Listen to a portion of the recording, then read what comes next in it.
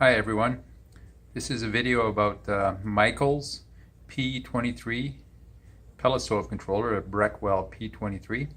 He sent me for repairs. I have it on my test bench here and it's ready to turn on. So I'll go ahead and turn the power on to the test bench, and that will turn on all of three lights, the igniter, the combustion, and the auger motor simulator lights. And that's because on my test fixture I have the high temperature switch turned on, so it's going to make the combustion fan blow for sure.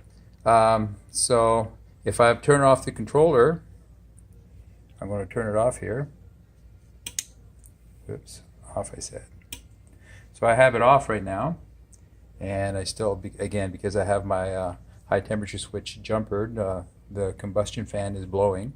I'll go ahead and turn it on, and we can barely see the LEDs come on, but I've got the bottommost light on right now, and we'll notice that the auger light cycles on and off like it should.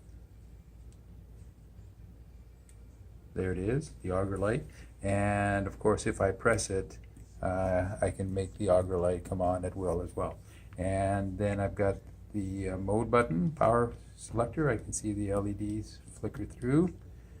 And then I can switch over to diagnostics, I guess it is.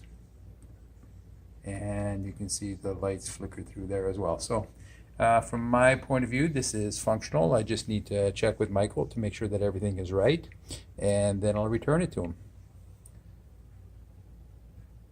Over and out.